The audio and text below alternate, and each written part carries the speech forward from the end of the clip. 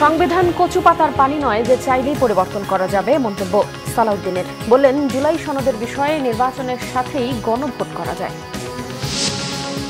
জুলাই সনদ চূড়ান্তে কাল আবার বৈঠকে বসছে ঐকমত্য কমিশন। দলগুলো একমত হবে আশা কমিশনের। কোনো কিছু চাপিয়ে দিলে হিতে বিপরীত হবে আশঙ্কা বিশ্লেষকদের। আওয়ামী লীগের এজেন্ডা বাস্তবায়ন করা ব্যক্তিরা জাতীয় পার্টি থেকে চলে গেছে, দাবি জিএম কাদেরের। প্রহসন বললেন, ফেব্রুয়ারিতে অনুষ্ঠেয় নির্বাচনকে। বিদেশে আটকে আছে পোশাক রপ্তানিকারকদের 20,000 কোটি টাকা। ক্রেতা বাইং হাউস, শিপিং এজেন্ট আর ফ্রেইট ফরওয়ার্ডদের প্রতারণাকে দুষছে বিজিএমইএ। দেখছিলেন ক্রাউন সিমেন্ট, সংবাদ শিরোনাম। এবারে বিস্তারিত। বিএনপি স্থায়ী কমিটির সদস্য সালাউদ্দিন আহমেদ বলেছেন, নির্বাচন বিলম্বিত করতে পিআরের দাবি করছে একটি দল। নির্বাচন বিলম্বিত হলে ফ্যাসিবাদের আর বানচাল হলে অগণতান্ত্রিক শক্তির উত্থান হবে। বৈধ প্রক্রিয়া ছাড়া সংবিধান পরিবর্তনের কোনো সুযোগ নেই জানিয়ে সালাউদ্দিন আহমেদ বলেছেন, নির্বাচনের দিন আলাদা ব্যালটে গণভোটের মাধ্যমে জুলাই সনদের ব্যাপারে জনগণের রায় নেওয়া সম্ভব। সিকান্দার রহমানের রিপোর্ট। এনডিপির 36তম প্রতিষ্ঠা বার্ষিকীর অনুষ্ঠানটি হয় রাজধানীর ইঞ্জিনিয়ার্স ইনস্টিটিউটে। এতে বিএনপির স্থায়ী কমিটির সদস্য সালাউদ্দিন আহমেদ বলেন, দেশের 56% মানুষ পিআর বোঝে না, তাই এই পদ্ধতিতে নির্বাচনের কথা বলে জনমনে বিভ্রান্তি তৈরি করা হচ্ছে। সংবিধান সংশোধনের বিষয়গুলো বৈধ ও আইনানুগ প্রক্রিয়ায় করতে সবাই একমত হবে বলে আশাবাদী বিএনপির এ নেতা। যে সমস্ত রাজনৈতিক দল নিজস্ব রাজনৈতিক স্বার্থে জাতীয় স্বার্থকে জলাঞ্জলি দিচ্ছে, দেশের স্বার্থকে, জনগণের স্বার্থকে জলাঞ্জলি দিচ্ছে হীন রাজনৈতিক উদ্দেশ্যে, তাদেরকে বলবো, আপনারা বাংলাদেশের জনগণের স্বার্থে সঠিক রাস্তায় ফেরত আসুন। আমরা বলেছি, নির্বাচনের দিনে একই দিনে আরেকটা ব্যালটের মাধ্যমে গণভোটের সেই রায়টা নেওয়া যাবে যে এই সংস্কারের মধ্যে ঐকমত্য কমিশনের কাছে আমরা যারা প্রতিশ্রুতিবদ্ধ হয়েছে সকল রাজনৈতিক দল, সেই প্রতিশ্রুতির পক্ষে জনগণ আছে কিনা, সেই সনদের পক্ষে জনগণ আছে কিনা, হ্যাঁ অথবা না বলুন। যদি জনগণ হ্যাঁ বলে, তাহলে সেই পার্লামেন্ট, সেই নির্বাচিত সংসদের প্রত্যেকটা সংসদ সদস্য আইনানুগভাবে ম্যান্ডেট প্রাপ্ত হবে এই সনদ বাস্তবায়নের জন্য, তারা বাধ্য থাকবে সেই সনদ বাস্তবায়নের জন্য।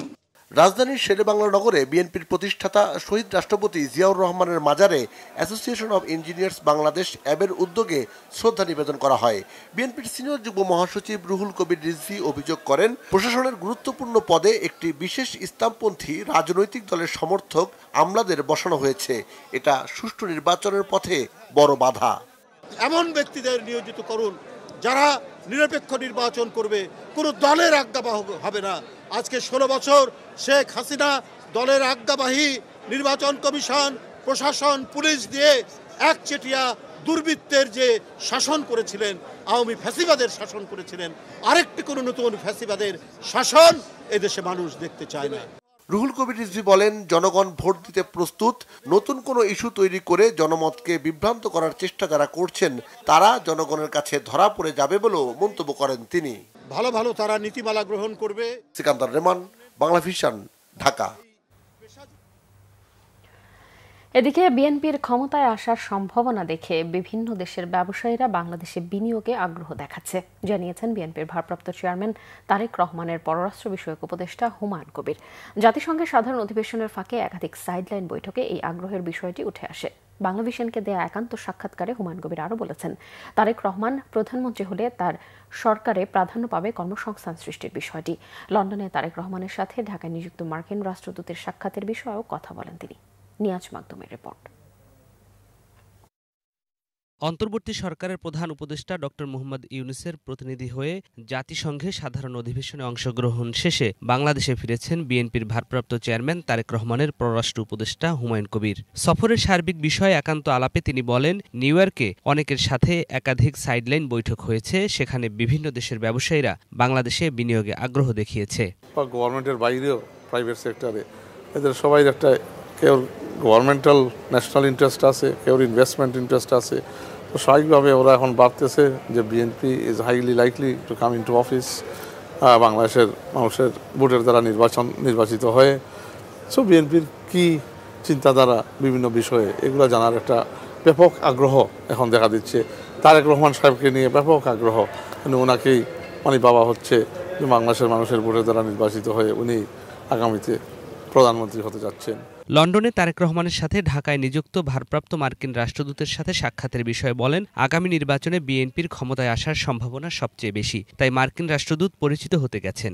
আগামী নির্বাচনে বিএনপি পরিচ্ছন্ন ও যোগ্য তরুণ নেতাদের প্রাধান্য দেবে জানিয়ে হুমায়ুন কবির বলেন, বিতর্কিতদের বিষয়ে দল এখনও কঠোর। বিএনপি কোনো দাগি চাঁদাবাজকে বা চোর ডাকাতকে নমিনেশন দেওয়ার কোনো প্রশ্নই আসে না।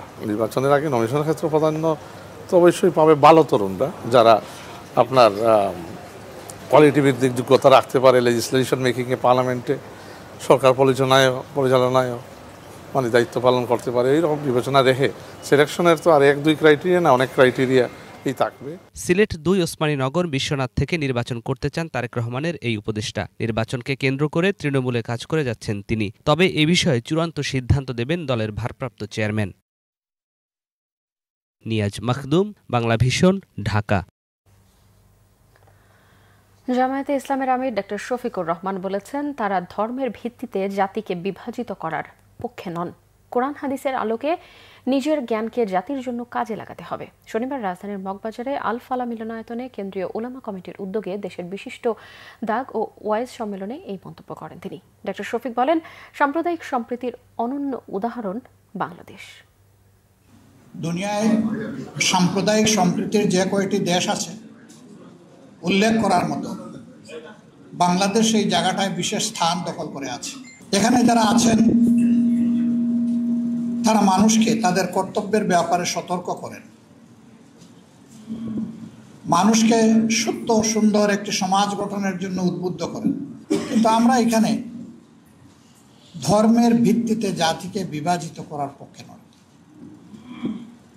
আমরা একটা ঐক্যবদ্ধ জাতি দেখতে চাই। রবিবারের সভায় জুলাই সনদ বাস্তবায়নের পদ্ধতিতে একমত হতে পারে রাজনৈতিক দলগুলো, আর 15 অক্টোবরের মধ্যে হবে স্বাক্ষর। এই অপেক্ষায় জাতীয় ঐক্যমত্য কমিশন। এর মধ্যে সনদ বাস্তবায়ন পদ্ধতি নিয়ে দলগুলো একমত না হলে পরিস্থিতি বিবেচনায় সরকারকে পরামর্শ দেবে কমিশন। বিশ্লেষকদের শঙ্কা, সিদ্ধান্ত চাপিয়ে দিতে চাইলে হিতে বিপরীত হতে পারে। নাবিল জাহাঙ্গীরের রিপোর্ট, ক্যামেরায় ছিলেন লিটন খান। কয়েক দফা ম্যারাথন বৈঠকের পর রাষ্ট্রের মৌলিক সংস্কার প্রশ্নে একমত হওয়া 84টি বিষয় নিয়ে জুলাই সনদের খসড়া তৈরি হলেও তা আটকে আছে বাস্তবায়নের পদ্ধতিতে। রাজনৈতিক দলগুলোর সাথে এ নিয়ে 5 অক্টোবর আবারও বৈঠকে বসবে জাতীয় ঐকমত্য কমিশন। কমিশনের প্রত্যাশা, জুলাই সনদ বাস্তবায়নের পদ্ধতিগত বিষয়ে একমতে পৌঁছাতে সক্ষম হবে রাজনৈতিক দলগুলো। সেই সাথে আলোচনায় অংশ নেয়া দলগুলোর স্বাক্ষরের মাধ্যমে কমিশনের মেয়াদ শেষ হওয়ার আগেই পূর্ণাঙ্গ রূপ পাবে জুলাই সনদ। আমাদের মেয়াদ শেষ হবে এই মাসের 15 তারিখে। তো এই 15 তারিখের মধ্যে আমরা সবকিছু শেষ করব আশা করছি ইনশাআল্লাহ। আমরা আগামীকালকে আমরা বসবো এবং এরপরে আমরা 5 তারিখে রাজনৈতিক দলগুলোর সাথে বসবো। আমি আশা করি যে তারা সুখবর দিতে পারবে আমাদেরকে 5 তারিখে, এবং এরপরে আমরা যে সনদ স্বাক্ষরের একটা তারিখ নির্ধারিত হবে। তবে জুলাই সনদ বাস্তবায়নের প্রশ্নে দলগুলো একমত হতে না পারলে বিকল্প পথে হাঁটতে হবে কমিশনকে। যদি ঐক্যমতে পৌঁছে সেই ঐক্যমতের ভিত্তিতে, আর ঐক্যমত না হলে আমরা যে সার্বিক অবস্থা বিবেচনা করে কি করণীয় সে সম্পর্কে আমরা আমাদের সুপারিশ দেব। এদিকে রাজনৈতিক বিশ্লেষকরা বলছেন, দীর্ঘসূত্রিতা এবং বাস্তবায়নের পদ্ধতি নিয়ে অনৈক্যের ফলে গোটা সংস্কার প্রক্রিয়ায় চ্যালেঞ্জের মুখে পড়েছে। রাজনৈতিক সংস্কারের প্রতি মানুষের যে আগ্রহ ছিল 5 আগস্টকে কেন্দ্র করে, সে আগ্রহই ভাটা পড়েছে। কারণ সরকার তো 1 বছরের মধ্যে সেই অবস্থান দেখাতে পারে নাই। রাজনৈতিক দলগুলোকে আপনি মোটামুটি ঐক্যের মধ্যে রাখতে চান, তাদেরকে আপনার মতো করে ঐক্যের মধ্যে আনতে চাইলে তো সংস্কার করতে পারবেন না আপনি। আর যদি করেনও আপাতত সেই সংস্কার কিন্তু টিকাতে পারবেন না। রাজনৈতিক মতভিন্নতার কারণে শেষ পর্যন্ত সবগুলো দল জুলাই সনদে স্বাক্ষর করবে কিনা সেটি এখন বড় প্রশ্ন হয়ে দাঁড়িয়েছে। নাবিল জাহাঙ্গীর, বাংলা ভিশন, ঢাকা। ফেব্রুয়ারিতে নির্বাচনের নামে প্রহসন হতে যাচ্ছে বলে মন্তব্য করেছেন জাতীয় পার্টির চেয়ারম্যান জিএম কাদের। শনিবার ঢাকা রিপোর্টার্স ইউনিটিতে জাতীয় মহিলা পার্টির কেন্দ্রীয় বর্ধিত সভায় প্রধান অতিথির বক্তব্যে তিনি এসব কথা বলেন। জিএম কাদের বলেন, শেখ হাসিনা খারাপ নির্বাচন করেছে, কিন্তু এখনো ভালো নির্বাচনের লক্ষণ দেখা যাচ্ছে না। তাই নিরপেক্ষ সরকারের অধীনে নির্বাচনের দাবি জানান তিনি। জাতীয় পার্টি সবসময় নির্বাচনে ছিল, এখনও নির্বাচন করবে। জাতীয় পার্টি থেকে যারা আওয়ামী লীগের এজেন্ডা বাস্তবায়ন করেছে তারা দল থেকে চলে গেছে বলেও মন্তব্য করেন জিএম কাদের।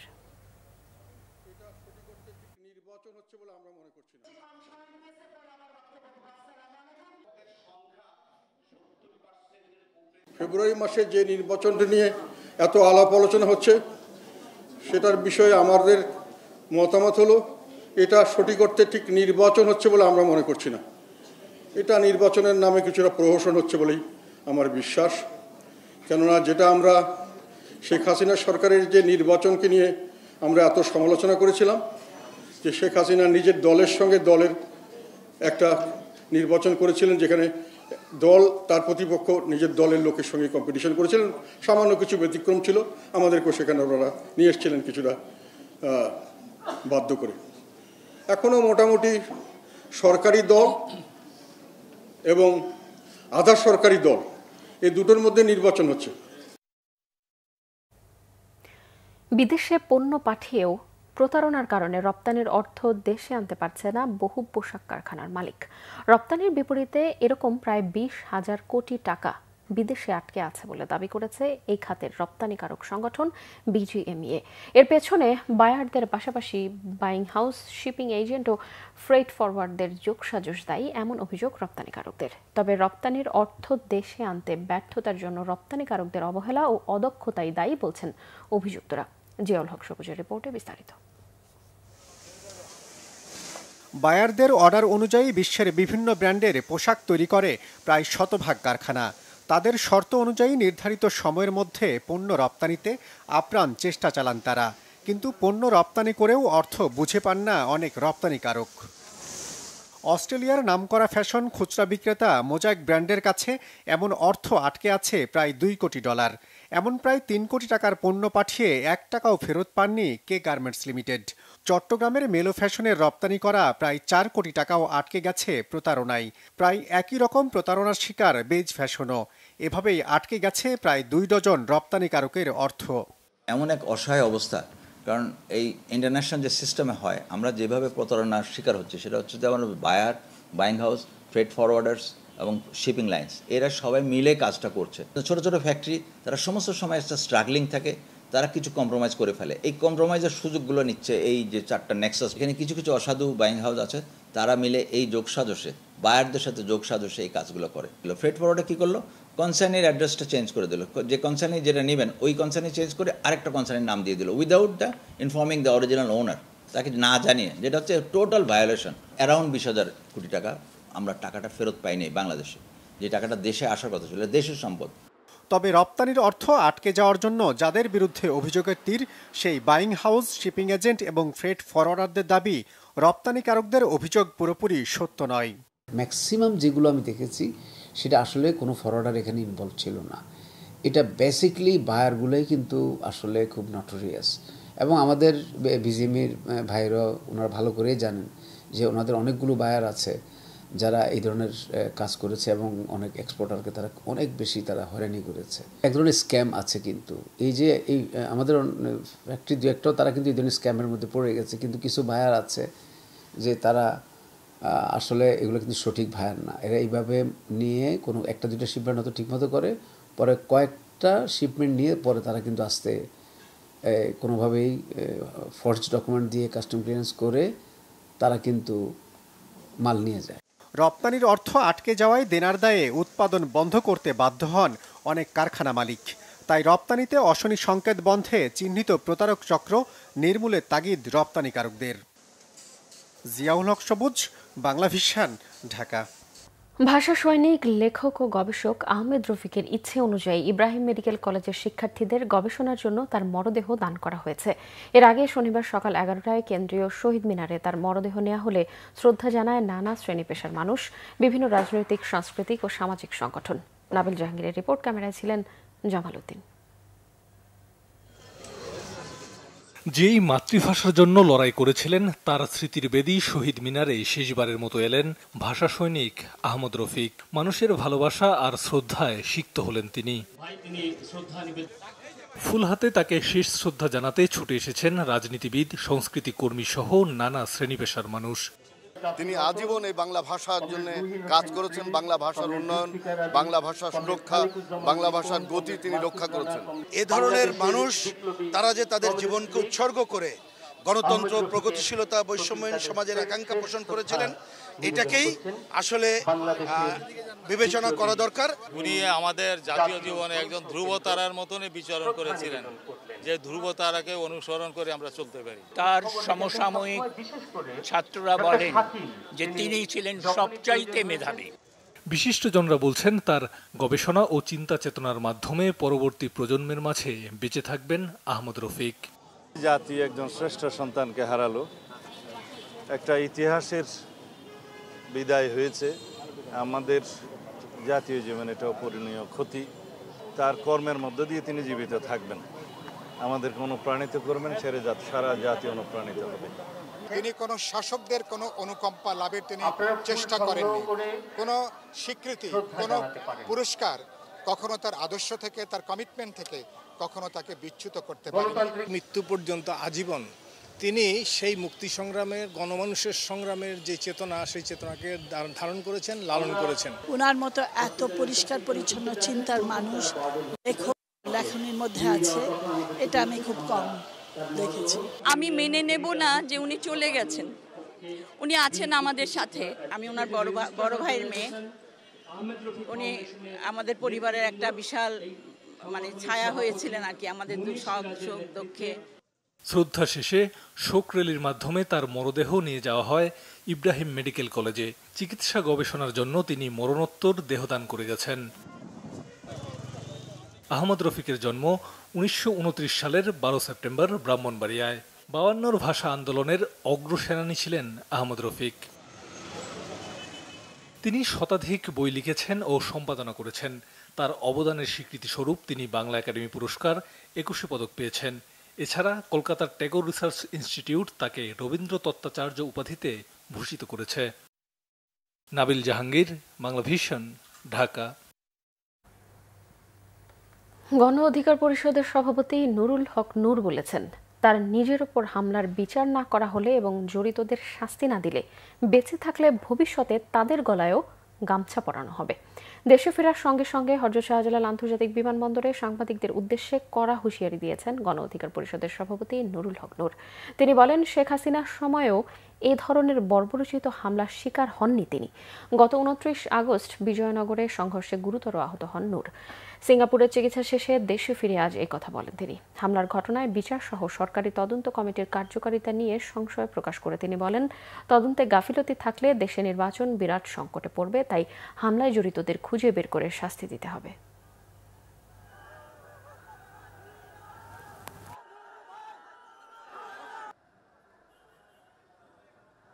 এইটা একটা টার্গেট অপারেশন ছিল, আমাদেরকে টার্গেট করে অন্যদেরকে মেসেজ দেওয়ার জন্য এই হামলা পরিচালিত হয়েছে।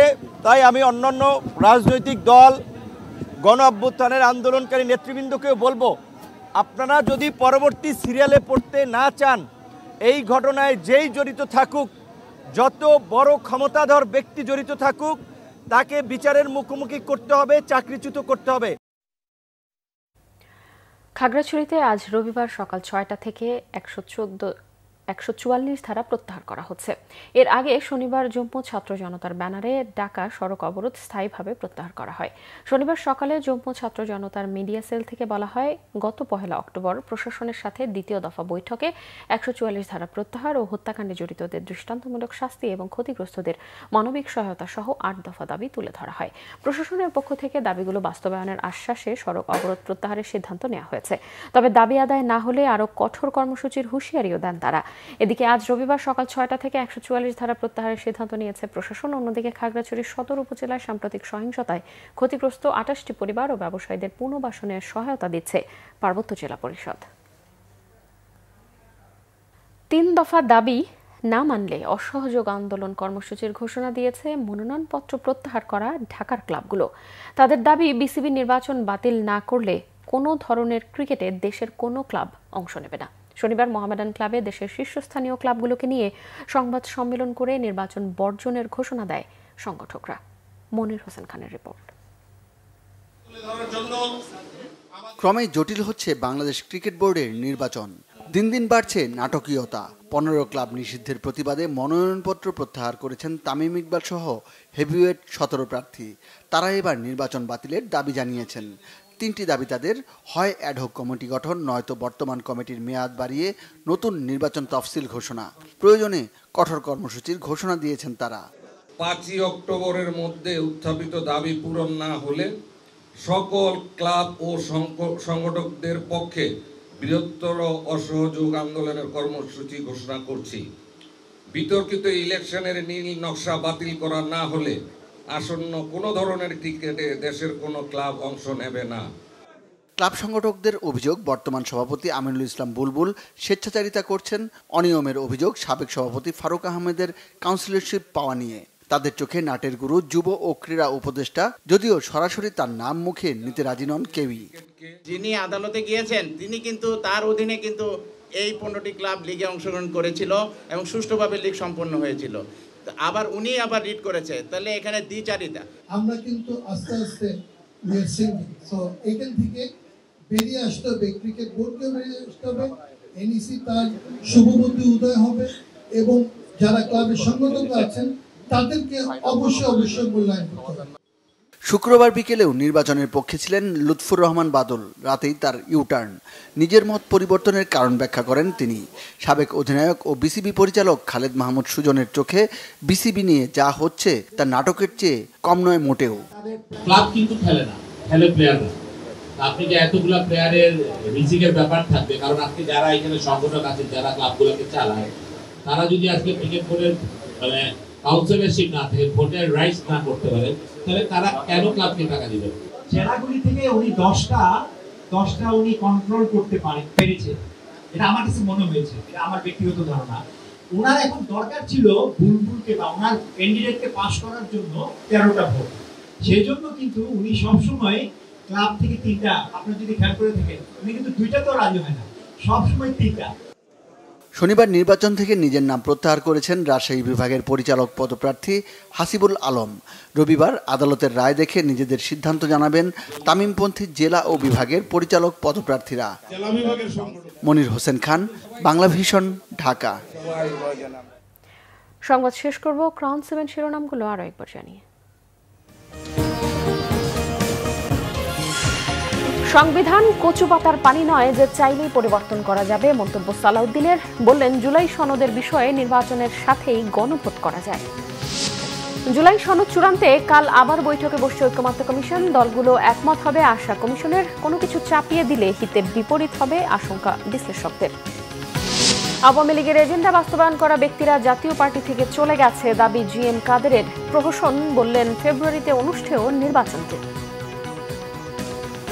বিদেশে আটকে আছে পোশাক রপ্তানিকারকদের 20,000 কোটি টাকা। ক্রেতা, বাইং হাউস, শিপিং এজেন্ট আর ফ্রেড ফরওয়ার্ডদের প্রতারণাকে দুষছে বিজিএমইএ। দর্শক, এই ছিল এখনকার মতো। পরের সংবাদ সকাল 7:30টায় দেখার আমন্ত্রণ রইল। এছাড়া বাংলাদেশের সংবাদ ও সংবাদ সংশ্লিষ্ট অনুষ্ঠান দেখতে ভিজিট করুন www.bbnews24.com ও facebook.com/bangladeshnewse এবং সাবস্ক্রাইব করুন youtube.com/bangladeshnewse। এতক্ষণ সঙ্গে থাকায় ধন্যবাদ সবাই।